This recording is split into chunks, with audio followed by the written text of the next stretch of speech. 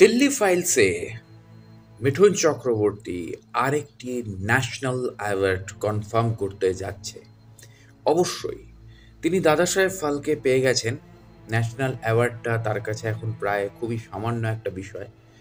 আহ, তো সেইখানে দাঁড়িয়ে তার যে অ্যাপিয়ারেন্স, যে টিজারে আমরা যে অ্যাপিয়ারেন্স তার দেখেছি, যে ভারতীয় সংবিধান অর্থাৎ আইপিসি, বিএনএস নয়, আইপিসির যে প্রস্তাবনা ছিল, সেই প্রস্তাবনাটি তিনি পাঠ করতে করতে চলেছেন, হেঁটে চলেছেন। এবং কখনো কাউকে যদি বলে না দেওয়া হয় এটা মিঠুন চক্রবর্তী মানে অবাঙালি, অবাঙালি অবাঙালি মানুষদেরকে বা পশ্চিমবঙ্গের বাইরের মানুষদের, পশ্চিমবঙ্গের মানুষরা এক ঝলকই দেখে বলে দেবে এই তো মানে মিঠুন চক্রবর্তী। কিন্তু যারা ধরুন জানে না, তাদেরকে যদি একবার টিজারটা প্রথমে দেখানো হয়, তারা কিন্তু ধরতে পারবে না এটাই সেই মিঠুন চক্রবর্তী। তো এটাই মিঠুন চক্রবর্তীর সবচেয়ে বড় কোয়ালিটি, যে তিনি যতই যা খুশি করুক না কেন, তিনি যখন অভিনয় সত্তায় চলে আসেন, তখন কিন্তু আমরা তাকে বারবার নতুন নতুন রূপে পেয়েছি এবং নতুন নতুন রূপে পাবো আগামী দিনে। তিনি লিভিং লেজেন্ড। হ্যাঁ, অবশ্যই ইদানিংকালে অনেক নিউজ বেরোচ্ছে এবং অনেকে ভিডিও করছেন যে তার ঝুলিতে ভারতবর্ষের প্রচুর ফ্লপ সিনেমা রয়েছে। সেসব নিয়ে আসবো আমি।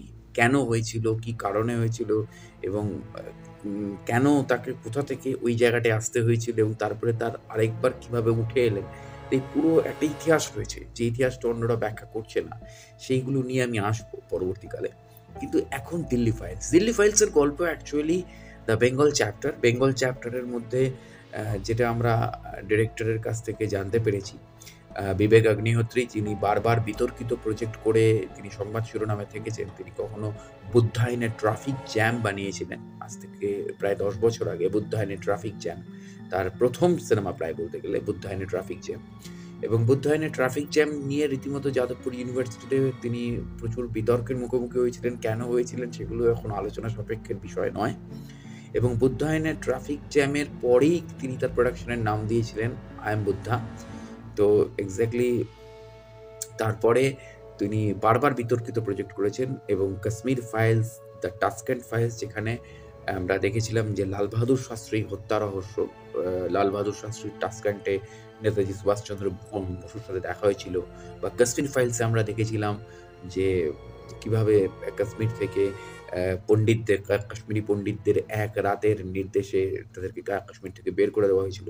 এবার আমরা বেঙ্গল চ্যাপ্টারে অর্থাৎ দিল্লি ফাইলসের বেঙ্গল চ্যাপ্টারে দেখতে চলেছি নোয়াখালী দাঙ্গা, যেটা 1946 আর ডাইরেক্ট অ্যাকশনটাই, অর্থাৎ 1946-এর দেশভাগের সময় যে দুর্ঘটনা ঘটল, আমাদের এই অখণ্ড বাংলাকে ভেঙে ফেলতে ব্রিটিশ সরকারকে সাহায্য করেছিল বা মুসলিম লীগকে সাহায্য করেছিল বা কংগ্রেসকে সাহায্য করেছিল, সেই ঘটনাগুলোকে এবার তুলে নিয়ে আসছেন বিবেক অগ্নিহোত্রী। আমি এখানে পলিটিক্যাল পার্টিদের নাম করতাম না, কিন্তু আমি এখানে পলিটিক্যাল পার্টিদের নাম করতে বাধ্য হলাম, কারণ আমরা নেতাজি আর্মি, নেতাজি সুভাষচন্দ্র বোস কিন্তু অখণ্ড ভারতবর্ষের স্বাধীনতা চেয়েছিলেন। আর অখণ্ড ভারতবর্ষ উনি স্বাধীন করতে পারতেন, সেই ক্ষমতা, সেই যোগ্যতা, সেই ফলোয়ার তার ছিল। নেতাজি সুভাষচন্দ্র বোস থাকলে আজ কিন্তু ভারতবর্ষ ভেঙে এতগুলো টুকরো হতো না। তো যাই হোক, সেসব কাহিনীর প্রেক্ষাপট নিয়ে বিবেক অগ্নিহোত্রী জানিয়েছিলেন যে বেঙ্গলের সিদ্ধান্তও তো দিল্লিতে নেওয়া হয়, তাই Delhi files the Bengal chapter. তো exactly Delhi files the Bengal chapter করে করে এবার উনি হয়তো টোটাল বিভিন্ন রাজ্যের চ্যাপ্টারগুলোকে খুলবেন, কারণ দিল্লি থেকে কী কী ডিসিশন নেওয়া হয়েছিল সেই সময়, সেখানে হয়তো হায়দ্রাবাদও আসবে, সেইখানে দক্ষিণের রাজ্যগুলোও আসবে, সেখানে উত্তর ভারতের রাজ্যগুলো আসবে, সেখানে পাঞ্জাব আসবে। তো আমার মনে হয় এটা একটা বিরাট বড় ফ্র্যাঞ্চাইজি হতে চলেছে বিবেক অগ্নিহোত্রী। তো দেখা যাক আগামী দিনে এই ফ্র্যাঞ্চাইজি কতটা বিতর্ক এবং কতটা সত্য ইতিহাস তুলে ধরতে পারছে আমাদের সামনে।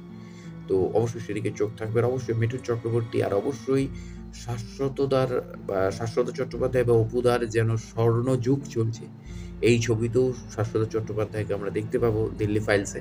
এবং তার পাশাপাশি আরও অনেকেই বাংলার অভিনেতা অভিনেত্রী থাকবে দিল্লি ফাইলসে। তো অবশ্যই দিল্লি ফাইলস একটা এক্সপেকটেশন বাড়িয়ে দিয়ে গেল এবং 15ই আগস্ট 2025 রিলিজ করবে দিল্লি ফাইলস, একটা যেন নতুন কিছু আমরা দেখতে পাবো আশা করছি। তো অবশ্যই জুড়ে থাকুন আমার চ্যানেল এবং পেজের সাথে। দেখা হচ্ছে পরের ভিডিওতে। নমস্কার।